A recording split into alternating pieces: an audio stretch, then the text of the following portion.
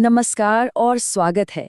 आज हम एक ऐसे विषय पर बात करने जा रहे हैं जो सच कहूं तो हमारे ग्रह के स्वास्थ्य और हमारे अपने अस्तित्व की कहानी है, और वो है जैव विविधता यानी बायोडायवर्सिटी। ये समझना कि ये संकट आखिर है क्या और हम इसका समाधान कैसे कर सकते हैं, आज के समय में पहले से कई ज्यादा जरूरी हो गया है। स्क्रीन पर ये जो नंबर दिख रहा है 1500, ये कोई मामूली आंकड़ा नहीं है। जरा सोचिए, हर 24 घंटे में हमारे इस ग्रह से करीब करीब 1500 प्रजातियां हमेशा के लिए खत्म हो जाती हैं। जी हाँ, हर एक दिन। ये एक ऐसा मूक संकट है जो हमारे आंखों के ठीक सामने हो रहा है और अब हमें एक्शन लेने के लिए मजबूर कर रहा है। तो आज की हमारी चर्चा इन 5 हिस्सों में बटी होगी। सबसे पहले हम समझेंगे कि हम असल में क्या खो रहे हैं, फिर जानेंगे कि ऐसा हो क्यों रहा है, इसके नतीजे क्या हो सकते हैं, हम इसे बचाने के लिए क्या कर सकते हैं, और आखिर में जीवन का भविष्य कैसा दिख सकता है। चलिए पहले भाग से शुरू करते हैं। जरा एक पल के लिए कल्पना कीजिए कि हमारा ग्रह एक बहुत बड़ा पुस्तकालय है जिसमें जीवन के करोड़ों सालों का ज्ञान रखा है। अब सोचिए कि उस पुस्तकालय में हर दिन आग लग रही है और कीमती किताबें हमेशा के लिए जलकर राख हो रही हैं। बस यही है जैव विविधता का संकट। तो ये जैव विविधता है क्या आखिर? देखिए, ये सिर्फ अलग अलग तरह के जानवरों और पौधों की गिनती नहीं है, बल्कि उनके बीच के रिश्तों का एक जटिल जाल है, एक ऐसा ताना बाना जो इस ग्रह पर जीवन को मुमकिन बनाता है। इसमें वो सबसे छोटा बैक्टीरिया भी आता है और वो विशाल व्हेल भी। अब सवाल ये उठता है कि ये हमारे लिए इतनी जरूरी क्यों है? भाई, ये कोई दूर की साइंटिफिक बात नहीं है।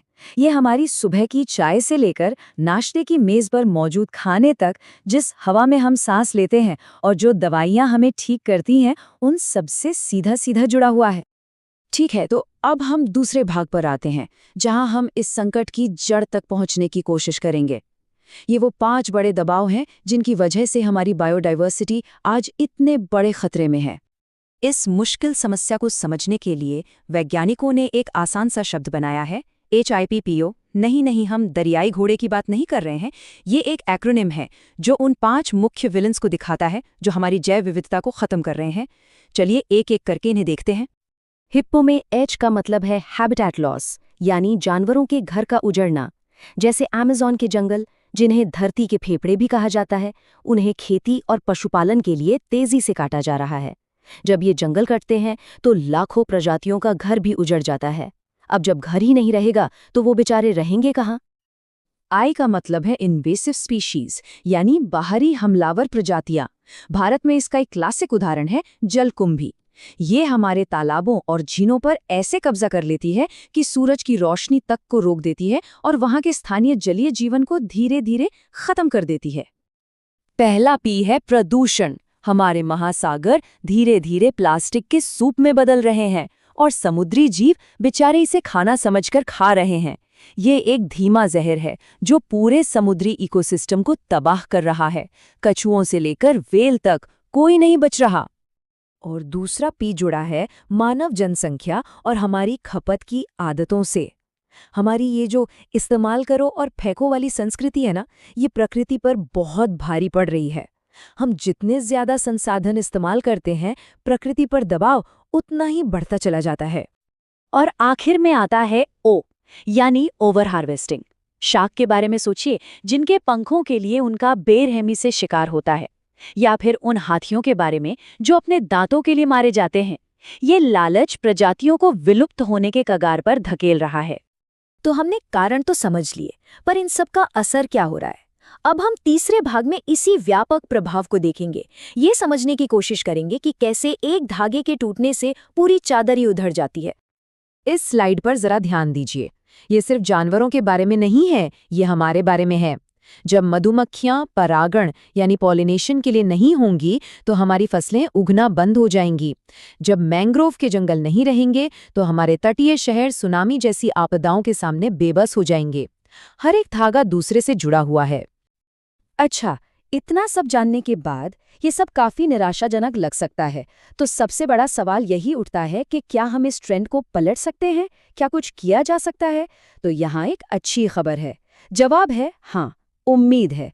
लेकिन ये उम्मीद सिर्फ और सिर्फ हमारे एक्शन पर निर्भर करती है। और यहीं से हम अपनी चर्चा के चौथे हिस्से में आते हैं, संरक्षण के रास्ते।